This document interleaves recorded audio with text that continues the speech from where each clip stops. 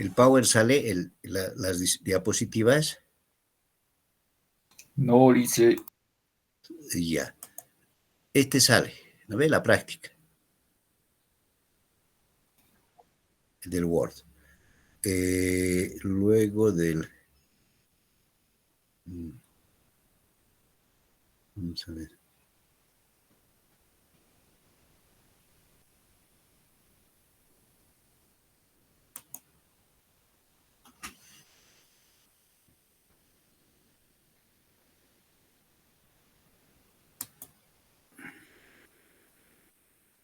Sí. Ya, un ratito. Ahorita lo vamos a admitir. Este no sale, tema 13 no sale, ¿no? Solo la práctica 29.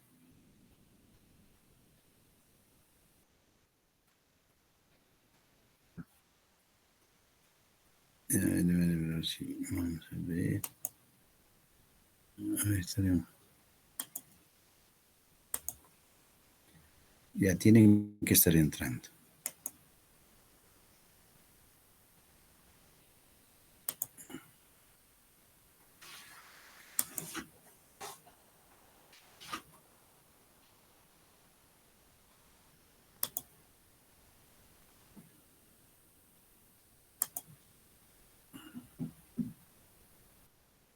Sí. Donde dice toda la pantalla. Ahora.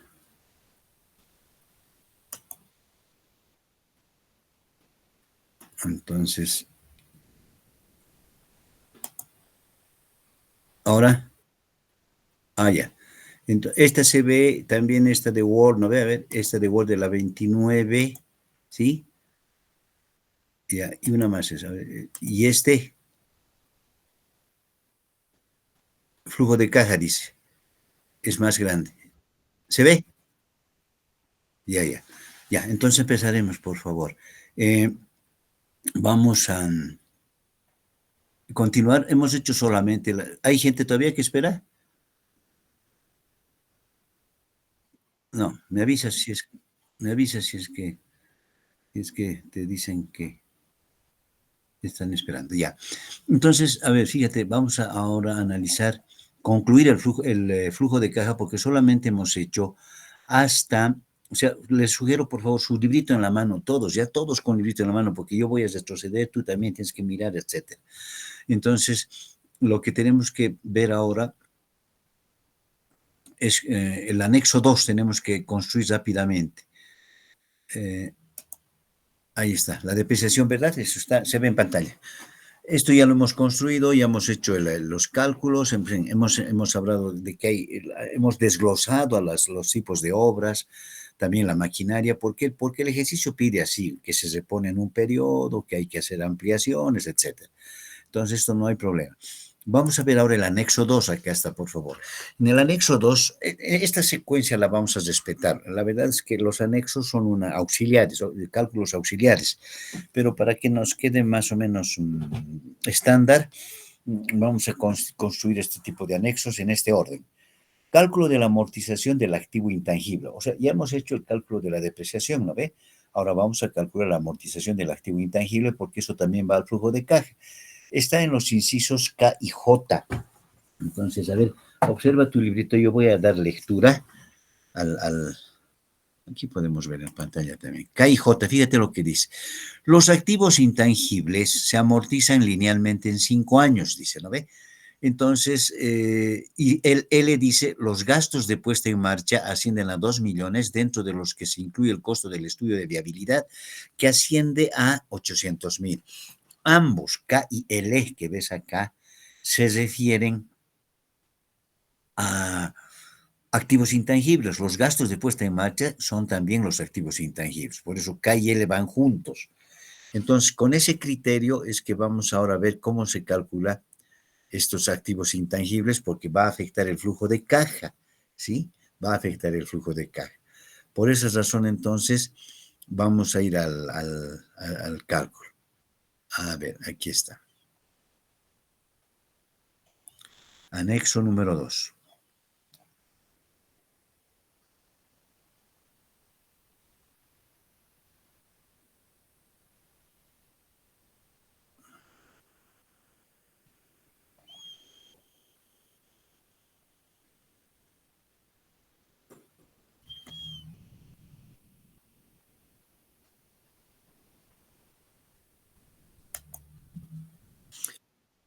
Gasto de puesta en marcha, 2 millones, como se amortiza en 5 años, hay que sacar el 20%. ¿Cómo sale este 20%? 1 entre 5, ¿no ve? 1 entre 5, 0,2, eso es 20%. Entonces, la amortización anual de los activos intangibles va a llegar a 400,000, ¿ya? Lo anotamos. Por favor, cuando tengan alguna pregunta, no duden en interrumpir o levantar, no sé, alguna manito, alguna seña para que yo pueda aclarar. Entonces, esto nos anotamos por el momento. Ya vamos a llevar al flujo de caja. Todo es cálculo previo. Anexo 3, cálculo del valor libro. Esto nos va a servir para ver si estamos obteniendo ganancia o pérdida en la venta del activo que se vende. Recuerda que se vende un activo el octavo año, tal como dice acá. Cálculo del... Está en el inciso D. En el inciso D que decía, ¿no ve? En el inciso D, vamos a chequear acá, está, dice, una de las maquinarias cuyo valor es de 10 millones debe reemplazarse cada 8 años por otra similar. La maquinaria usada podría venderse en 2.500.000. ¿Para qué sirven estos datos? Primero que si estas maquinarias de que vale 10 millones, de estos 48 que estoy señalizando, tiene que reemplazarse cada 8 años, no es porque ya haya terminado su vida útil.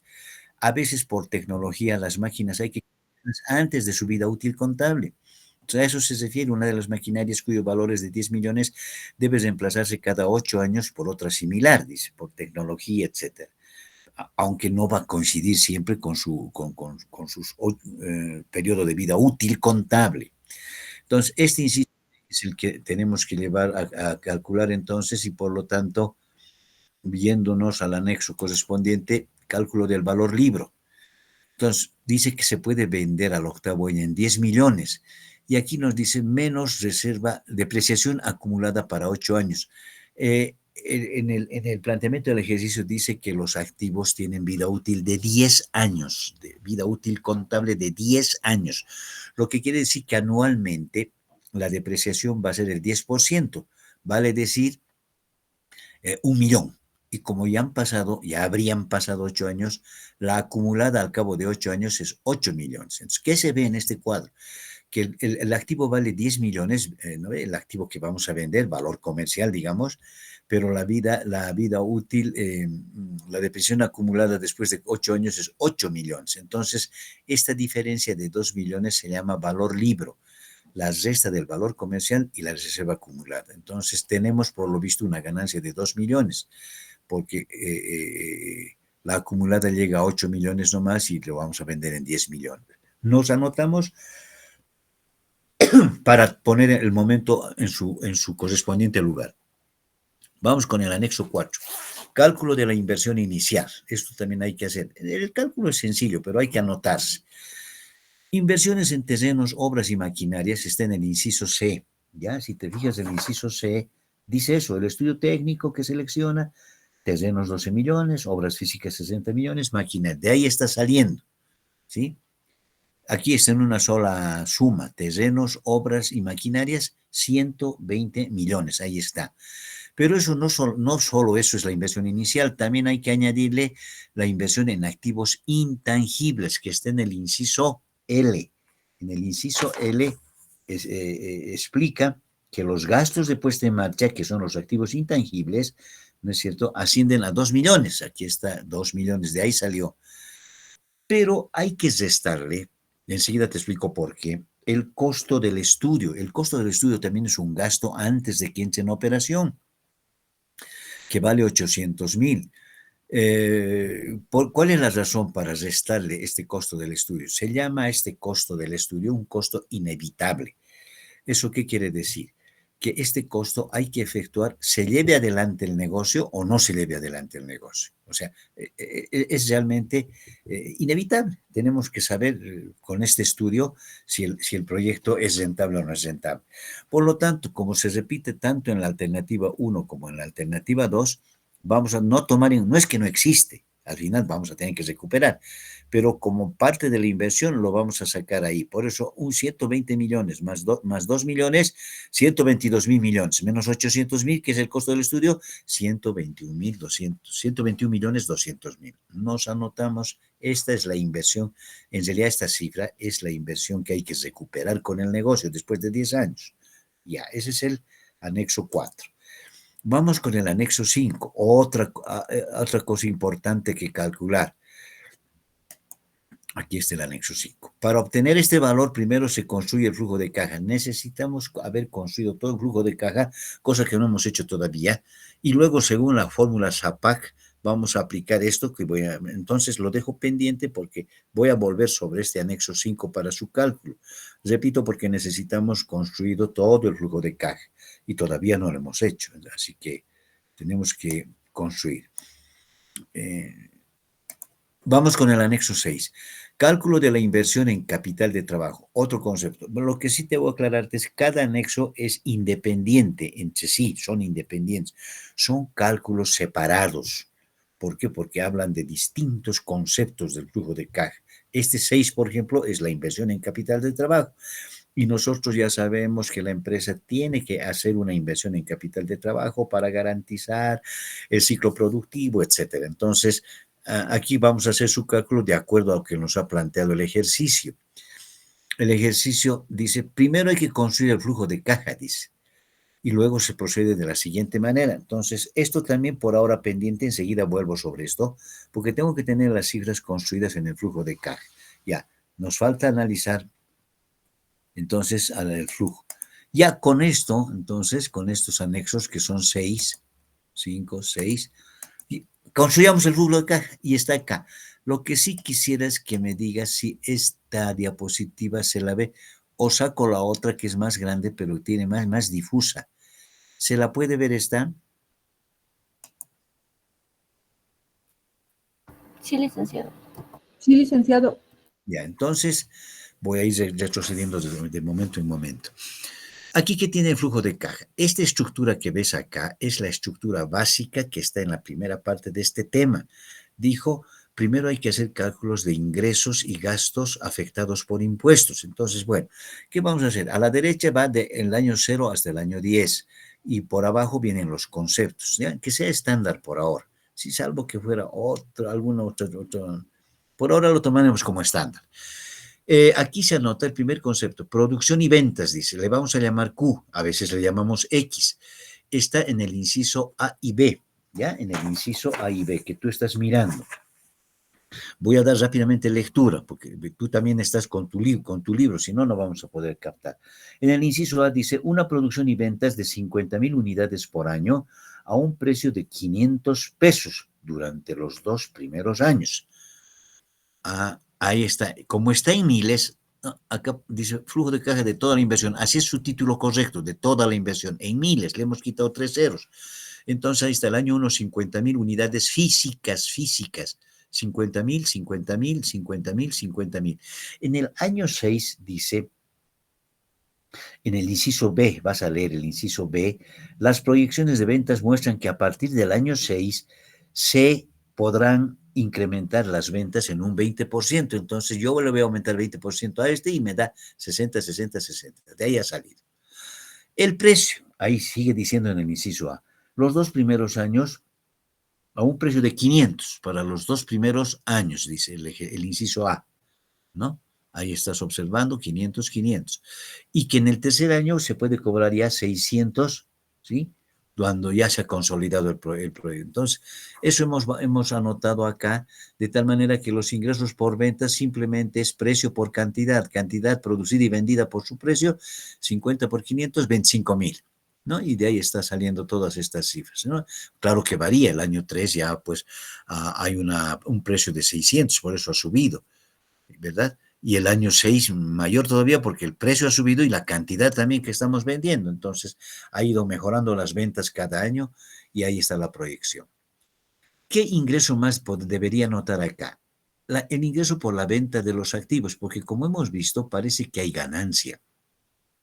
Y aunque no hubiera ganancia, hubiera pérdida, igual aquí tenemos que poner el activo comercial, es decir, se estima vender el activo que se reemplaza, ¿te acuerdas que es una maquinaria?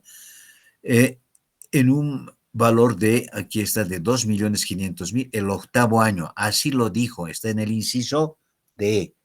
Una de las maquinarias cuyo valor es de 10 millones debe reemplazarse cada 8 años por otra similar. La maquinaria usada podría venderse en 2.500.000. Entonces, de ahí está saliendo esta cifra y está poniéndose como ingreso, porque vamos a recibir ese monto. Totalizamos los ingresos. Aquí te pido, por favor, vas a tener siempre cuidadito, porque aquí hay cifras que no se toman en cuenta para sumar verticalmente. Por ejemplo, producción y ventas, aquí está, este 50, 50, 50, 60 es referenciales para calcular las ventas. Entonces, aquí realmente el total de ingresos en efectivo es una copia de lo que dice acá, ingreso por ventas. Cuidado, me sumes estos dos más, porque esto fue para calcular esto de acá. Y ahí están los 25, subió a 30, ha mejorado el año 7, 36, hemos proyectado. Hacemos un cierre con doble basita, que es un subtotal. O sea, ya hemos calculado los ingresos afectados por impuestos. Se dice afectados por impuestos porque estos ingresos van a ir al estado de resultados y van a ser le vamos a restar los gastos y vamos a calcular el impuesto a las utilidades. Ahora entramos con otro bloque que se llama los costos, cálculo de costos desembolsables. Aquí está el subtítulo, total de gastos desembolsables, porque son erogados en efectivo. Pero antes de ese cálculo, anotamos también como referencia. Primero necesito el costo medio variable, que es B minúscula. Y tal como dice el inciso F, a ver, ojea el inciso F. Tu inciso F dice: los costos de fabricación para un volumen de hasta 55.000 unidades, ahí está Q55.000, estoy señalizando, ¿sí? Van a ser igual a 60, dice. Hay un detalle ahí de mano de obra, materiales y costos directos. Nosotros ponemos el B, el costo medio variable, 60, 60, ahí está, 60. Pero más abajo dice: sobre este nivel de producción es posible importar directamente a un costo unitario de 32, dice, ¿no ve? Y hay un cálculo en el planteamiento del ejercicio, lo que nos permite ver un total de costo de 57, o sea, ha bajado lo que dijimos en teoría por las economías de escala, nos están rebajando. Entonces, a partir del 6, pero esto te vas a acordar porque el año 6 es clave. El año 6, como ves con el cursor estoy mostrando, es donde está creciendo la producción. De 50 a 60. Eso significa incremento en las ventas, incremento en la capacidad productiva, ampliación significa, porque estamos aumentando a 60.000, ¿sí? Recuerda que la cantidad solamente está prevista hasta 55.000, pero después va a crecer a 60, hay que hacer ampliaciones. Bueno, a partir de ese año bajaron los costos, los costos medios variables, y con eso tengo que calcular. Entonces, dato para construir. ¿Cómo se calcula el costo variable? Costo medio por cantidad, o sea, 60 por 50. Cantidad vendida es 50, 60 es el costo medio variable. 60 por 50, 3.000. Esa operación se hace la misma para todos los años. Evidentemente sube acá el año 6, sube el año 6 y se mantiene hasta el año 10. ¿Qué tenemos que anotar luego? Costos fijos de fabricación, que está en el inciso G, que te dice el G. Vamos a leer. Los costos fijos de fabricación se estiman en 2 millones. No incluye la depreciación. O sea, me está diciendo, aparte vas a calcular la depreciación, porque también la depreciación es costo fijo. La ampliación de la capacidad instalada hará que estos costos incrementen en 200.000. ¿Dónde se aumenta la capacidad instalada? Aquí está. Entre el año 5 y 6 hay aumento de capacidad de producción. Entonces, a partir del año 6 va a aumentar los costos fijos. Yo anoto esos costos fijos de fabricación, 2 millones, 2 millones, 2 millones, 2 millones, pero el año 6, que veo que ha crecido la producción, tengo que anotar 2.200.000, porque así dice el inciso, que aumentará en 200.000, dice. De ahí salió esta cifra. ¿Qué otro costo tengo que poner como desembolsable? Todo es en efectivo, ¿ya? Desembolsable es en efectivo. Comisiones de venta, que está en el inciso I, Acá está, comisiones sobre venta. El inciso I dice: los gastos de venta variables corresponden a comisiones del 2% sobre las ventas. Entonces, me voy al ingreso por ventas en efectivo, que es 25 millones el primer año, le saco el 2%, porque dice que corresponde a comisiones sobre venta. El 2% sería entonces 500, ahí está. Esa operación se hace el año 1, el año 2, el año 3, el año 4. Sí, fíjate que el año 3 subió porque ha subido las ventas. Aquí está 30.000. Y así sucesivamente hasta el año 10. ¿Estamos? Fíjate que es cálculo más ya de lógica. Lo que sí siempre se te recomienda es, vas a tener cuidado que estás, el porcentaje, por ejemplo, y sobre qué cifra estás calculando. Vamos con los gastos de administración y venta también, que son, según el inciso H, ¿sí? Los gastos administrativos y ventas se estima en 800,000 anuales. Costo fijo es durante los 5 primeros años y en 820,000 cuando se incremente el nivel de operación, es decir, la capacidad instalada. Por eso, aquí los gastos de administración, 800, ¿verdad? Y aquí en el año 6, donde aumentó la ampliación de la producción, sube a 820,000. ¿Ah? Ahí está, 820. Listo, ya hemos terminado el capítulo de gastos, ahora hay que sumar. Aquí también hay que sumar no apresuradamente. Este es dato, este no es para calcular. Sumamos desde 3,000, que es costo variable, y los costos fijos de fabricación. 2,000 más 3,000 más 2,000 más 500 más 800, 6,300. Ahí está el gasto desembolsable. En el año 1, en el año 2, en el año 3 y así sucesivamente hasta el año 10. Observar que este sector, este recuadro es exclusivamente para calcular gastos desembolsables. Porque hay otro grupo de gastos no desembolsables que sirve para ajustes, Aquí hay un concepto que dice interés sobre préstamo, está con celeste sombreado. No lo estamos tocando todavía porque eso es para calcular el flujo de caja del inversionista. Ya te explico qué va a entrar acá. Por eso ha quedado en blanco, no hay nada. Es decir, no tenemos dinero prestado y por lo tanto no vamos a pagar intereses, por lo tanto queda en blanco.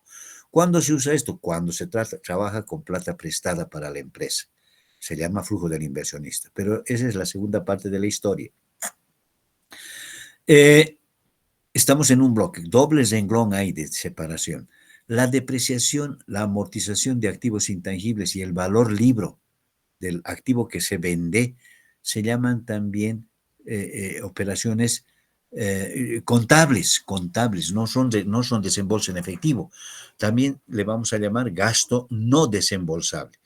¿Cómo se calcula? Ahora sí, la depreciación, vamos al anexo 1 que ya hemos trabajado en la anterior clase. Entonces, por favor, todo el mundo vaya a su anexo 1 y me vas a decir si las cifras están correctamente llevadas. En el año 1, ¿a cuánto llegaba la depreciación? 7,800. Correcto. Y el año 2 también, ¿verdad? También, el año 2, el año 3, etcétera. Entonces, estas cifras que ves aquí de depreciación han salido del anexo 1. Por eso es que puedo llevar con seguridad la cifra de abajo. La amortización del activo intangible, anexo 2, ¿no ve? Que hemos visto hace rato. En el anexo 2 observamos que la amortización anual de activos intangibles llega a 400,000. Ese es el dato que hemos llevado, pero es solamente por 5 años, por eso aquí dice año 1, 2, 3 y 4 y 5, 400, luego no hay nada, ¿no? No hay, porque ya se amortizó todo hasta el 5.º año.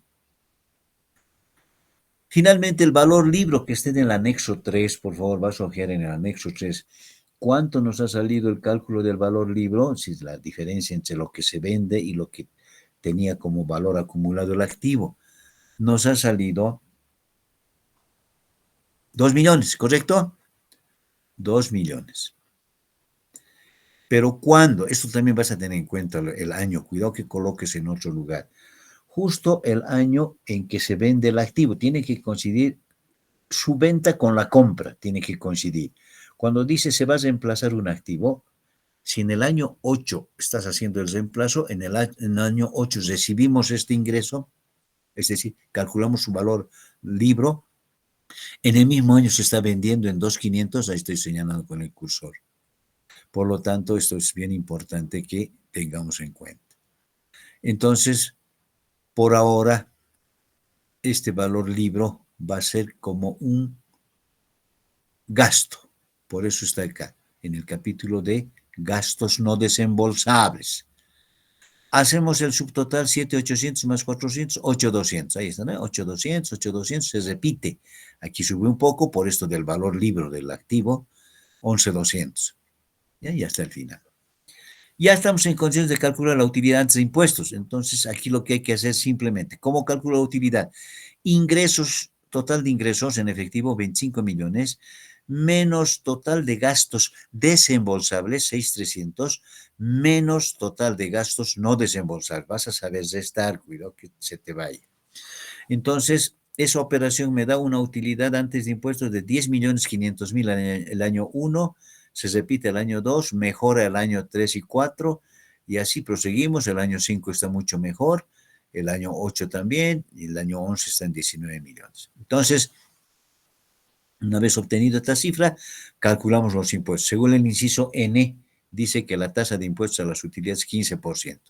Sacamos el 15% de cada utilidad, ¿no? De cada utilidad anual. Y ahí está, 1.575. La neta sería utilidad antes de impuestos menos impuestos propiamente dichos. Entonces, la utilidad neta está así se me está quedando. El año 1, 8.925, el año 2 también, pero en el año 3 ha mejorado bastante, incluso en el año 8 es bastante interesante, y el año 10 ahí está. Ahora hacemos un subtotal, otra vez líneas subtotalizadoras de dos. Te vas a fijar bien estas líneas, separan operaciones, bien con calma hay que hacer. Luego que hacemos la utilidad neta, ahora viene la parte de los ajustes, ¿no? Le hemos llamado ajustes al flujo de caja. ¿Y qué va a comprender esos ajustes? Hay que hacer ajustes por concepto de depreciación, amortización de activos intangibles y valor libro. Las mismas cifras calculadas anteriormente en el flujo de caja, vamos a volver a reponer, vamos a sumar. A ver, hasta aquí donde dice utilidad neta, hemos hecho ingresos menos gastos, no tiene signos. Ingresos menos gastos me da utilidad antes de impuestos. Le saco los impuestos, aquí opera así, ingreso menos gasto. Pero a partir de este valor de 8.925, que es la utilidad neta, las cifras que ves acá funcionan con su propio signo. Es decir, ya vamos a... si dice menos, hay que restar. Si no dice nada, hay que sumar, como acá. Entonces, la depreciación que ves acá ha salido de acá, del 787, de esta fila que ves acá que dice depreciación, hemos vuelto a copiar acá. Pero recuerda, esto ya es sumarle. Porque aquí, si bien no tiene signo, le hemos restado, al decir ingreso menos gasto, le hemos restado acá y aquí le estamos sumando. Ajuste se llama.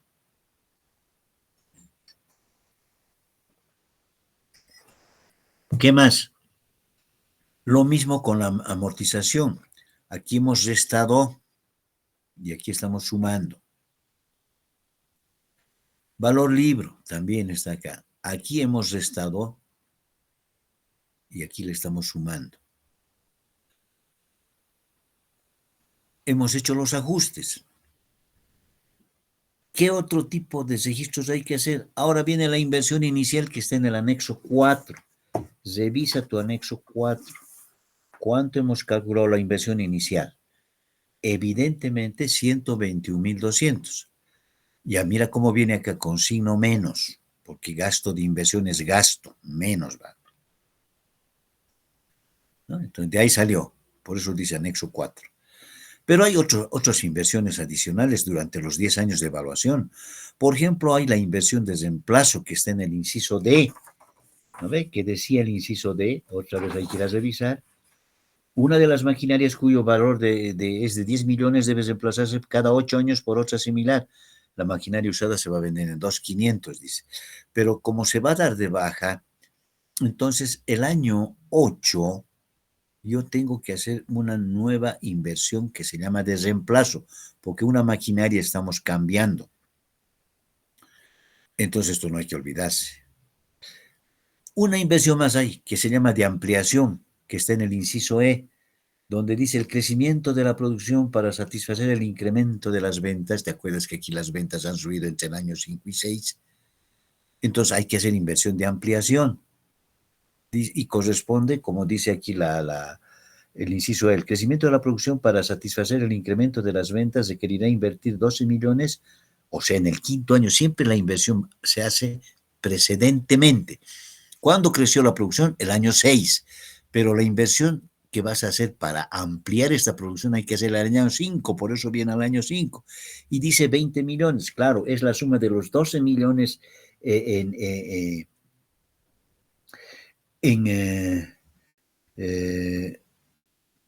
obras físicas y 8 millones en máquinas. Está en el inciso E. Está en el inciso E. Entonces, de ahí ya salió los 20 millones. ¿Ya? Entonces, ya estamos registrando. ¿Qué ajuste más hay que hacer? Todavía nos falta un concepto que se llama inversión en capital de trabajo. Está en el inciso M. Eso hemos dicho que el capital de trabajo, al cabo de 10 años, vamos a considerar como si estuviéramos recuperándonos, ya que en el año 10 estamos haciendo el cierre, como si lo estuviéramos vendiendo el negocio, entonces el capital de trabajo me lo tengo que recuperar. Pero, ¿cómo se ha ido constituyendo? Aquí está, en el inciso M. Ahora sí tenemos que volver al anexo. Capital de trabajo está en el anexo, a ver, 6.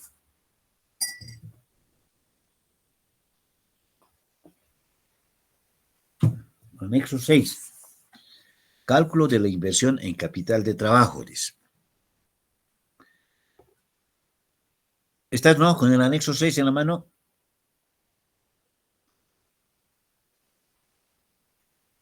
Ya. Dice, primero se construye el flujo de caja. Ya lo tenemos prácticamente, ya lo estamos concluyendo. Y luego se procede a su cálculo de la siguiente manera, dice. El inciso que me permite hacer este cálculo es el M. En el inciso M del planteamiento del ejercicio dice, la inversión en capital de trabajo se estima en el equivalente de 6 meses del costo total desembolsable. O sea que aquí necesito el costo total desembolsable ya concluido para todos los años. Y decir equivalente a 6 meses es decir simplemente la mitad de la gestión. Entonces, si observas aquí los gastos desembolsables, estoy señalizando, en el año 1 los gastos desembolsables llegaron a 6.300. Y si me dice que el capital de trabajo equivale a la mitad de estos 6.300, ¿por qué? Porque es media gestión. Entonces, en el anexo 6 dice, para el año 1, según el flujo de caja, llegó a 6.300, dividido entre 2, o sea, por 6 meses, el capital de trabajo va a llegar a 3.150. Es 6.300 entre 2. Lo está mostrando el anexo 6. De ahí salió esta cifra de 3.150, que es la mitad de 6.300. Se lo hace, toda inversión se hace un año precedente. Si este es el año 1, el año precedente es el año 0, 3.150. Esto necesitamos como capital de trabajo para atender los gastos de por lo menos 6 meses de estos gastos desembolsables. Eso dice, así se entiende teóricamente. Mientras el gasto desembolsable no se modifique, 6.300, no tengo nada que hacer con el capital de trabajo. Sigue estando este capital de trabajo sirviendo para lo demás. Veo que en el año 3 se modifica 6.400. Entonces aquí ya advierto que el capital de trabajo tiene que reforzarse. Por eso en el anexo 6 dice, más abajo, para el año, total de gastos desembolsables del año 3, mira que se fue al año 3, 6.400, donde ha subido. Dividido entre 2 por 6 meses, me sale 3.200 me sale. Entonces, yo necesito ya para atender en el año 3, para continuar con operaciones tranquilamente, necesito una inversión en capital de 3.200. Como ya invertí 3.150, por diferencia simplemente, así te lo dice el ejercicio, la diferencia saca. Por diferencia, solamente voy a aumentar 500, es decir, voy a reforzar con 50 pesos más aumentando aquello, porque 3.150 más 50 es los 3.200 que me dice que es el 50% de 6.400. Siguiente año no pasa nada, aquí vuelve a aparecer un incremento, 7.160. En el anexo 6 eso te explica. Total de gastos desembolsables del año 6, 7.160. Dividido entre 2, 3.580. Pero, como ya tenemos acumulado 3.200, entonces la diferencia, que es 380, se refuerza el capital de trabajo. Siempre, cada vez que se modifica el gasto desembolsable, porque el capital de trabajo está en función del gasto desembolsable. De ahí han salido las cifras, ya, o sea, lo que te recomiendo es que veas qué año vas a hacer el refuerzo, si corresponde, ¿sí? Y hazlo por diferencia nomás, pues porque ya estaba aquel. Esa es la figura de los ajustes. Entonces ya hemos hecho, como puedes ver acá, todos los ajustes necesarios. Sí, en algunos casos se suma, en otros casos se resta. Ya tienes idea. Y lo que hay que hacer ahora es totalizar. A ver, voy a ver. No tengo, a ver. Ya. ¿Se ve, verdad? ¿Se sigue bien? Ya. Entonces, ahora es algebraico, pero solamente a partir de acá, de esta línea subtotal, de ahí nomás vas a partir, ya has hecho operación. Menos 121,200, menos 3.150, menos 124,350. Aquí, utilidad neta, 8.925, más, porque aquí sí ya funciona con 100, 7.800 más 400, 17.125. 8.925, ¿no? Aquí menos 50, 17.075. Entonces, el flujo de caja obedece a esto. Desde aquí partes, desde esta fila que estoy señalizando, y haces las operaciones algebraicas. Esto hay que sumar, sumar, pero esto hay que restar, restar. Así van saliendo el flujo de caja. Y por lo tanto, hemos llenado el flujo de caja.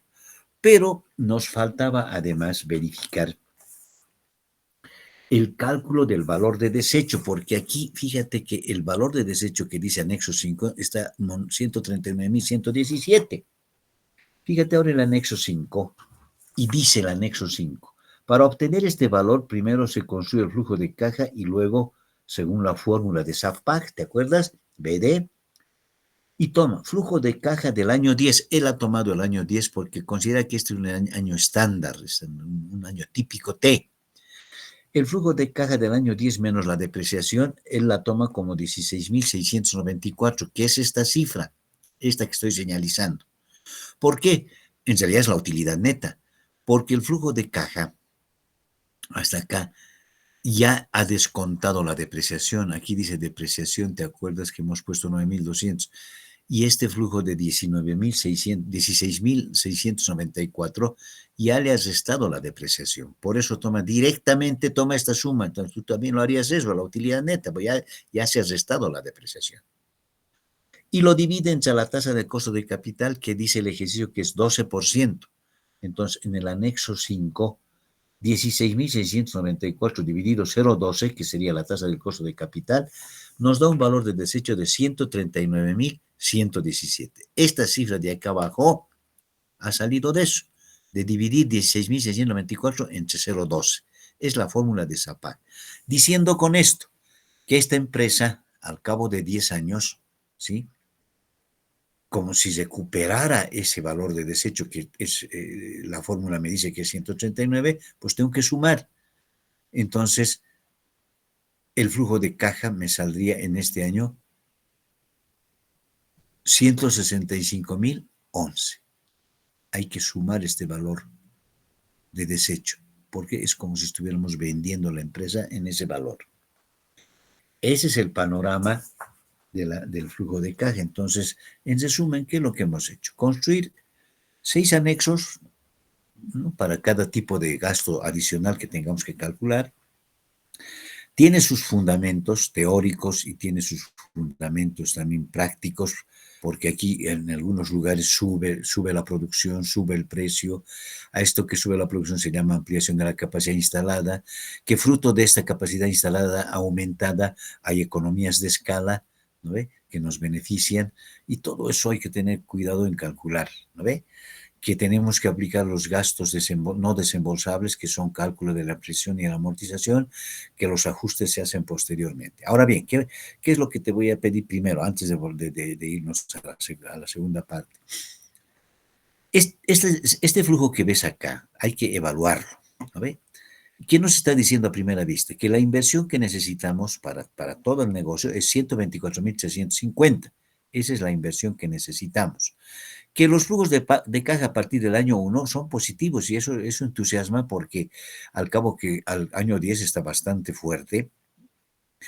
Lo primero que hay que hacer es sumar nominalmente estas cifras, toditas desde el año 1 hasta el año 10, y ver si realmente cubre esta inversión. Si la cubre, ya tenemos un buen dato. Pero además, para que sea más certero todavía, el flujo de caja hay que actualizar a una tasa de descuento. Es decir, estas cifras tenemos que actualizar y ver que la suma de todas estas cifras desde el año 1 cubren esta inversión. Entonces, el primer trabajo para concluir esta partecita es, vas a sacar el BAN de este flujo de caja, ¿no? Anótate, BAN del flujo de caja, primero al 10%, ¿ya? Con una tasa de descuento del 10%. E inciso B, con una tasa del 15,74, 15,77, estoy sacando de donde estoy señalizando, que dice TIR. Me anticipo, porque para una clasecita más vamos a hacer para indicadores, de otros indicadores. Esta TIR significa tasa de rentabilidad del proyecto, que dice que es 15,77%, es una buena tasa. Entonces, de rentabilidad. Y entonces, primero vas a hacer al 10% el BAN y después el BAN vas a calcular al 15,74. Seguro que para esta cifra de 15,77, perdón, 77,4, te va a dar un BAN cero. ¿Sí? Un BAN cero. Ya te voy a explicar después por qué. Ese es el primer trabajo que tenemos que hacer. ¿Sí? Ahora bien, hasta aquí tenemos preguntas. Ya. Haciendo el trabajo. Sí, sí, adelante. Dicen, una, una consulta, dicen, acerca de lo que estábamos, acerca del anexo 5, un poco, ¿será que pueda explicarlo un poco más, por favor? Ya. Para el anexo 5, estoy retrocediendo, por favor, estoy yendo a una clase teórica que hemos hablado. Se ve que estoy subiendo, ¿no? En la pantalla. Ya. Fíjate, hemos dicho más atrás, creo que está en la lección anterior. A ver, aquí vamos a ver. Hemos dicho que hay 3 criterios para calcular el valor de desecho. El método económico, el método comercial y el método contable. El método comercial está en el capítulo 12, no la tengo abierta acá. Es una fórmula que SAPAC plantea, que te dice, tal como estamos viendo acá, que hay que utilizar simplemente los datos. Valor de desecho, hay que elegir un flujo. En este caso elige el año 10, un flujo de caja, al cual esté descontada la depreciación, o sea, hay que restarle la depreciación de ese mismo año y dividir entre la tasa del costo de capital, que es una tasa que tenemos siempre como dato. Entonces, eso es lo que ha hecho este señor. Ha agarrado el flujo de caja, aquí está, y ve que la utilidad neta que dice 16,694 es el flujo de caja estándar del año 10, que ya tienes restada la depreciación, porque la depreciación la hemos restado acá, más arribita, 9,200. Entonces ya toma este 16 como el flujo de caja menos la depreciación y lo divide entre la tasa de costo de capital, que es 12. Nada más ha hecho eso, o sea que esto es más sencillo todavía, no nos ha pedido valor de desecho, en fin, con ningún criterio. Flujo de caja del año 10, que sería la utilidad neta, y ya está restada la depreciación, dividido el 0,12. Este cociente dice. Y este valor de 139,000 se lo considera como si eso valdría a la empresa al cabo de 10 años de operación y que por lo tanto lo estamos recuperando porque alguien nos puede pagar ese valor por hacerse cargo de la empresa. Yo como inversionista me retiro del negocio, me los recojo esta platita además de los 139,117 y por eso es que este flujo acá me ha salido bastante fuerte, el último. Yo te he dicho que sumes todos estos datos que son positivos, que sería lo que ha ganado la empresa, y veo si me ha cubierto la inversión. Pero además te le he pedido que la actualices todavía para que sea más real. Entonces, es una fórmula sencilla nomás, ¿no? Hay que hacerle caso al anexo 5 nomás. Al anexo 5, sí, ahí está. ¿Ya? Bueno, entonces tú tienes una tarea. Hay que terminar de hacer el flujo de caja, porque lo que hemos hecho, la práctica 29 que está en pantalla, ¿verdad? El 1, 2, 3, 4 es teoría, 5, eso hay que hacer. Pero a partir del 8 es todo un flujo de caja. De este flujo de caja que tiene otros datos, apenas hemos hecho en la anterior clase la depreciación, el anexo 1. Ahora hay que construir el anexo 2, 3, 4, etcétera, llenar el flujo de caja y ver si es rentable o no es rentable, tal como hemos analizado ahora. Entonces, esto es obligatorio, es bien recomendable, porque así puede ser el ejercicio final, por una parte. Y por otros dos ejercicios que te he dicho que me calcules el BAN al 10% y al 15%, ¿no ve? Entonces, eso también hay que calcular. Para que veas, después me vas a comprender más cuando yo te compare el BAN con el TIR, etc. Entonces, hasta ahora tenemos esta tarea pendiente. Ya, esta tarea pendiente. Ahora, lo que yo quiero mostrar es, vamos a ver, en qué, se ve en pantalla, ¿verdad? Ya. Ahora vamos a hablar del flujo de caja del inversionista, que es, y es sobre el mismo proyecto, te cuento, ¿ya? Del inversionista. A ver, para entrar en el flujo de caja del inversionista, ¿qué quiere decir? Los proyectos, bueno, primero, el flujo de caja que hemos construido hace un momento es un flujo de caja donde no hemos considerado que la empresa se presta nada de nadie. Es un flujo de caja de toda la inversión. Listo, eso nos ha salido. Pero no todos los proyectos empiezan con dinero propio. En muchas ocasiones se cofinancian, es decir, yo voy al banco, me presto buena platita, yo pongo una parte y el banco me presta otra. Ahora, al banco hay que pagarles, obviamente, eso no nos va a regalar.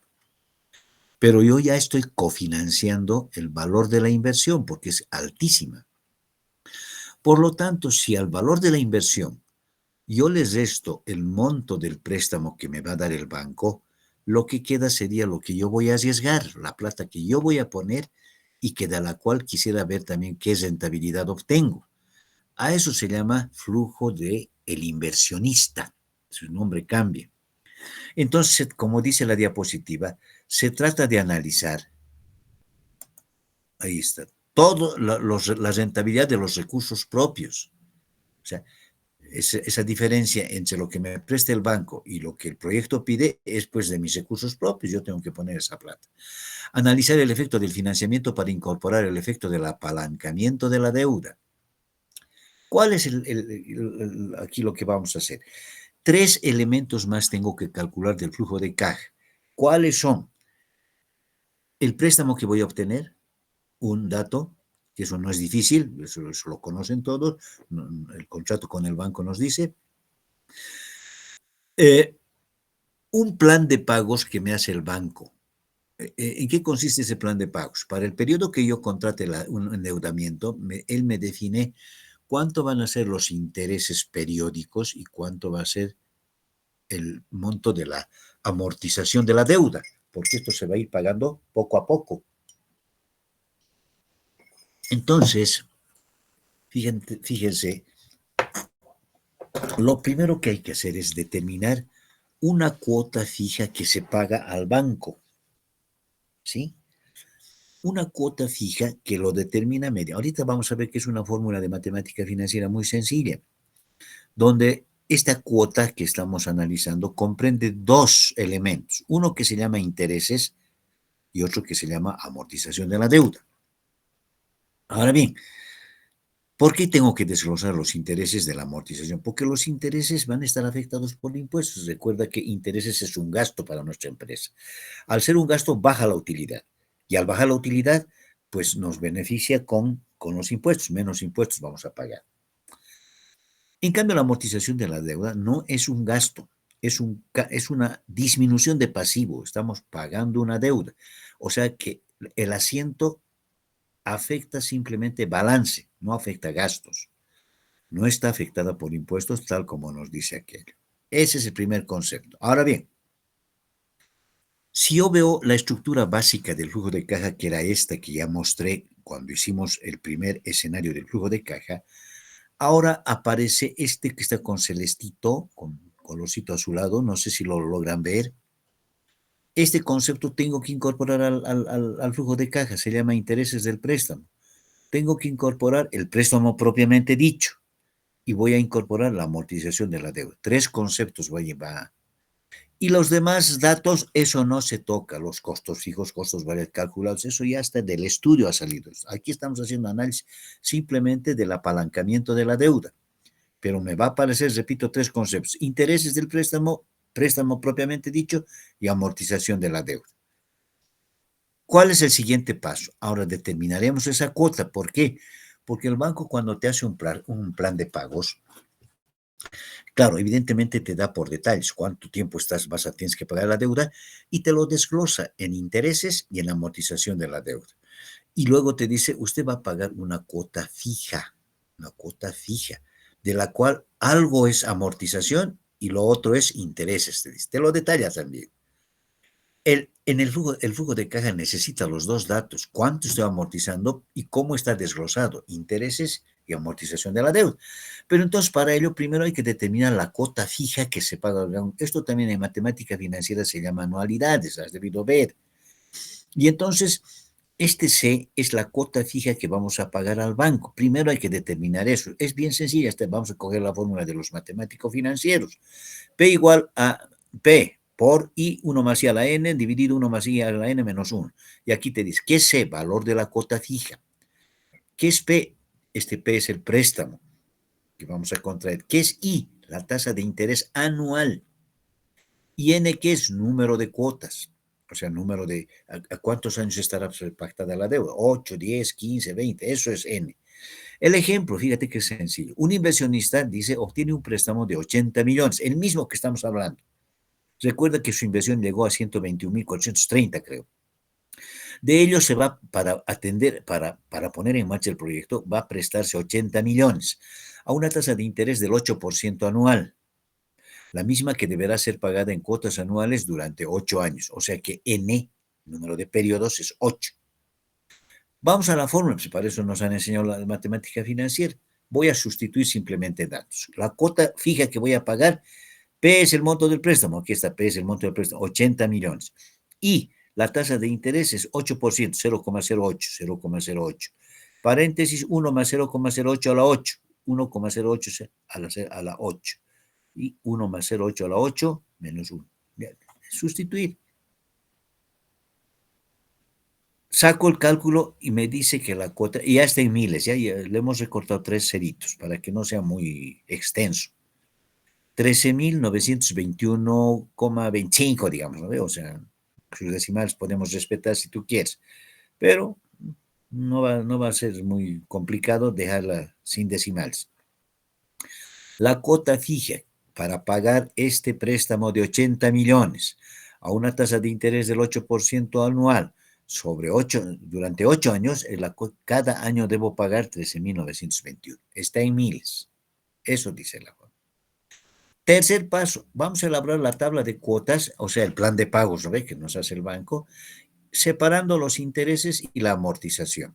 El cuadrito es sumamente sencillo. En esta columna voy a anotar el saldo de la deuda, cómo va disminuyendo a medida que pagó.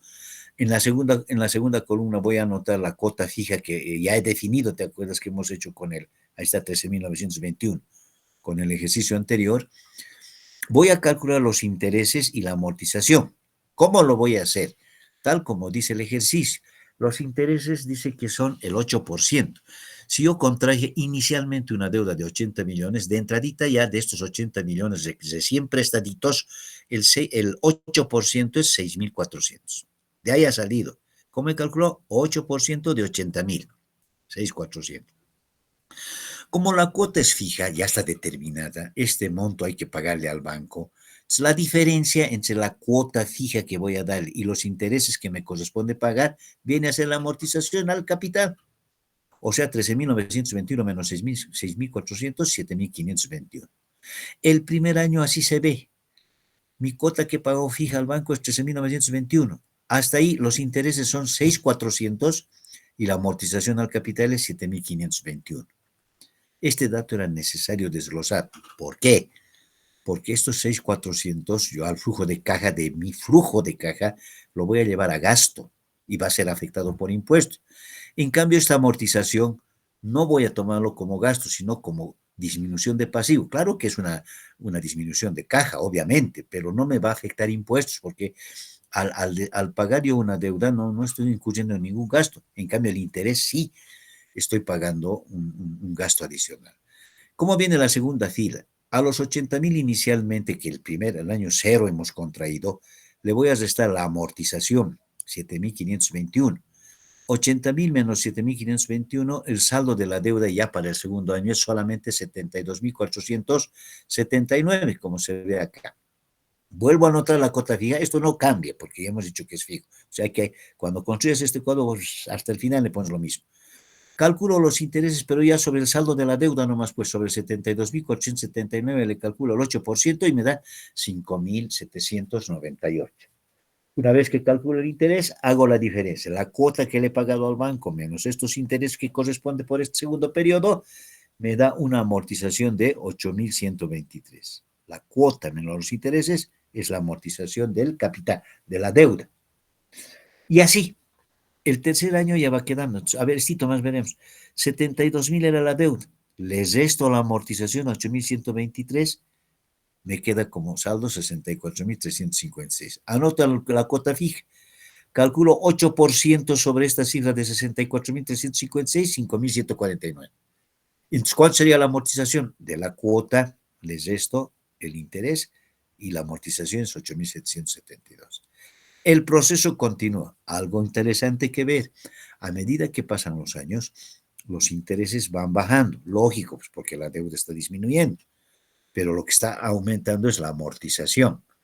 Ahora, el efecto en caja obviamente es 13.921, ¿no ves? Por los dos conceptos, siempre. Esto hay que erogar en efectivo. Pero por concepto de intereses hay variabilidad y por concepto de amortización. La separación obedece a que esto va a ir, le vamos a poner estas cifras antes de calcular impuestos y estas cifras le vamos a poner después de haber calculado impuestos, porque así funciona. Una vez que tengo este cuadro, dice el paso 4, vamos a incorporar al flujo de caja los datos de intereses y amortización de la deuda. Ahora le vamos a ver. A ver, ahora ya está. Si te fijas, ahora dice flujo de caja del inversionista, o sea, de los recursos propios. Siguen miles. Nada ha cambiado, costos fijos, costos variables, ventas. Eso no tiene por qué cambiar, porque eso es historia del proyecto. Son los estudios que ha hecho el proyecto. Aquí lo que hay que incorporar son esos tres conceptos. Los intereses de préstamo. Si te fijas, interés préstamo, estas cifras que estamos colocando está encima antes de la utilidad. Antes de la utilidad. ¿Por qué? Porque es gasto. Y estas cifras que ves acá, 6.400, 5.798, han salido de acá. 6.400, 5.798, 5.149, 4.447. ¿No? De ahí han salido los intereses, 5.148, 4.40, todito esto ha salido, hasta el año 8 nomás. Entonces, va a modificar la utilidad, porque estamos pagando más dinero. Entonces, ¿qué es lo que cambia el cuadro? Ningún cálculo técnico, solo los totales. La utilidad antes de impuestos ya no va a coincidir con el anterior flujo. Y la utilidad neta tampoco, porque ya estamos aumentando interés. Más abajo, ¿qué más hay que colocar? Nos falta ahora poner el préstamo. Se pone en el año cero, porque este endeudamiento ha sido antes de efectuar operaciones. Y ahora sí hay que ponerle con signo más, porque el préstamo que obtenemos para nosotros un ingreso de caja, hay que sumar 80.000. Y una sola vez es, miren, durante todo el periodo. Y la amortización. Entonces, estas cifras salen también de este cuadro. La amortización 7.521, 823, 8.772, 7.521, 8.123. O sea, estas cifras han salido del cuadro anterior. Y entonces, colocamos las cifras que corresponden. Ahora son gastos, por eso es menos. En cambio, este es ingreso, por eso es más. ¿Qué va a modificar una vez más? Solo los totales. todas las cifras son las mismas. Por ejemplo, ahora la inversión del inversionista, si vale el término, o sea, lo que arriesga el inversionista de sus recursos propios, ya no es pues los 121.200, porque se ha prestado 80.000, solamente arriesga 44.650, esa es su parte de él que va a aportar. Obviamente han disminuido las cifras del flujo, porque estamos hablando solamente de un monto de 44.000.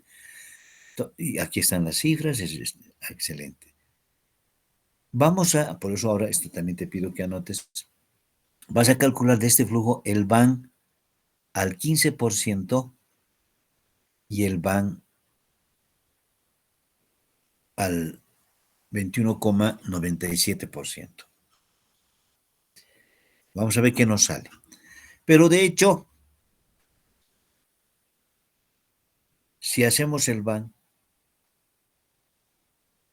este proyecto es más, este escenario, este flujo de caja, me muestra que es más rentable que el anterior, porque su tasa interna de retorno tiene una rentabilidad del 21,97%. Este flujo con estos números que hemos hecho del endeudamiento. En cambio, el otro, estoy retrocediendo, solamente me daba una tasa interna de retorno, como ves aquí, del 15%. ¿Qué quiere decir esto? Aquí, por ejemplo, la TIR es 15,77 nomás. En cambio, acá la TIR es 21, que con recursos propios es mucho más rentable para esta inversión que pone el inversionista, porque llega a ganar 21,97%.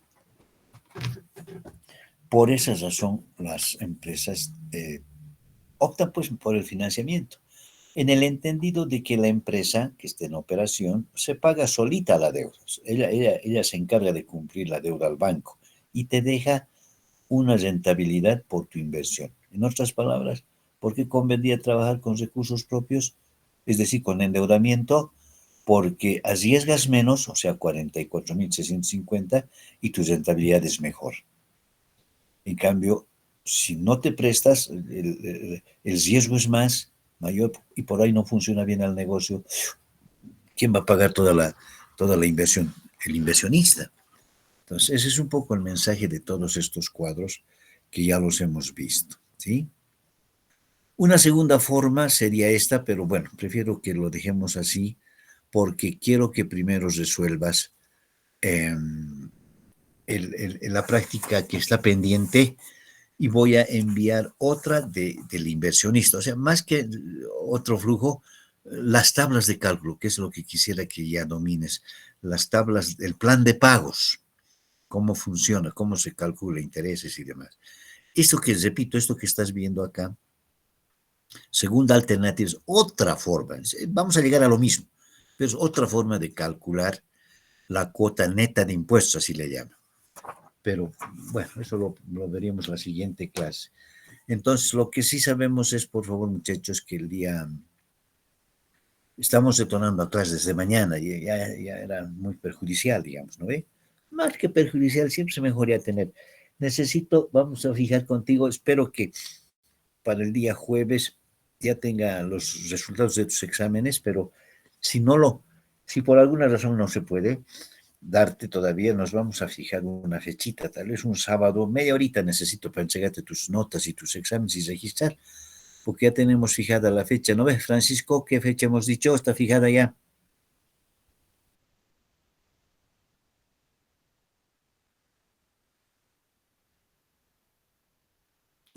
Sí, no, si hemos fijado inicialmente el 22 de octubre, lo vamos a cumplir.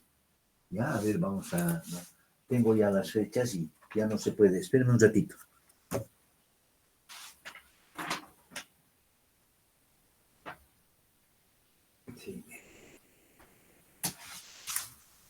Sí, así es. Lo que pasa, ya hemos fijado el 22 y tenemos que ahí terminar todo prácticamente, porque tengo que yo todavía corregir y me va a faltar. Entonces ya tómenlo como definido el 22, por favor, ¿ya? El 22 de octubre es nuestro examen final, para que ya descansen un poco de mí, ya no voy a cansar. Ya. ¿Qué otra pregunta? Nos quedaríamos acá ya. Yo prefiero que hagan ahora la práctica. Sí.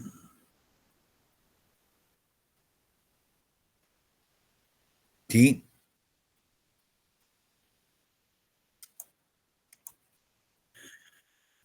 No, deberíamos tomar un año donde el flujo de cajas es regular, digamos, ¿no ve? Pero, bueno, en este caso el ejercicio nos dice, tomen ustedes el último año, porque se supone que ese es el más regular, ¿no ve? Porque lo tomó además, aquí está, se ve el flujo, ¿no ve? 16.690. Recuerda que en esta, se ve, ¿no? ¿Se está viendo la diapositiva?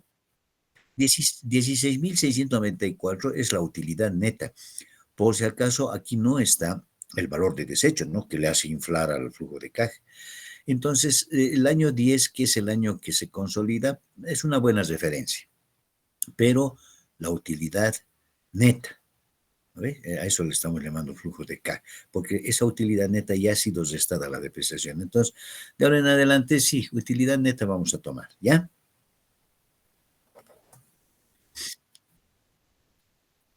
Sí, no hay problema, ya. ¿Alguien más que quiera conversar? ¿Alguna dudita? Tal vez. No, pues lo que hay que hacer es, mira que tienes el libro, tiene, realmente hay todo, no habría razón para, a no ser que no hayas estudiado o no hayas venido, ya que ya es otra cosa. Pero aquí se puede vencer, se hace todo, está escrito todo, se me han dado documentos, voy a seguir preparando algunos ejercicios, vamos a hacer todo lo que podamos hasta el final de la clase, hasta el final del periodo. Y bueno, así ya nos vamos. Ahora, lo que sí es bueno es que hemos hecho repaso de todo un poco, ¿no ves? Conta, matemática financiera, economía, matemática. Lo que pasa es que así son los proyectos, ¿no ves? Los proyectos tienen pues un poco de todo. Y yo digo, valió la pena porque vas anexando tus conocimientos de contabilidad con economía, con estadística, me das cuenta. O sea que todo había sido interesante. Entonces, veo que los que han aprovechado eh, bien, bien, muy bien, ¿no? Porque te va a ayudar mucho, te va a ayudar mucho. Ya entiendo que están cuántos ahora. ¿Has tomado listas? No, no has tomado. Ya. Ahora tú ¿cómo vas a ahora sacarías foto con? Necesito la lista. Yo tengo aquí,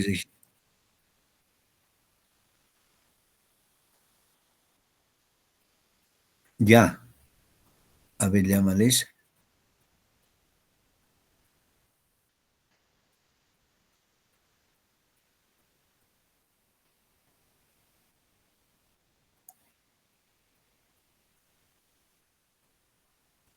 Y ahora, ¿cómo te paso? O sea, yo tengo aquí la lista de los asistentes y ahora lo que no sé es,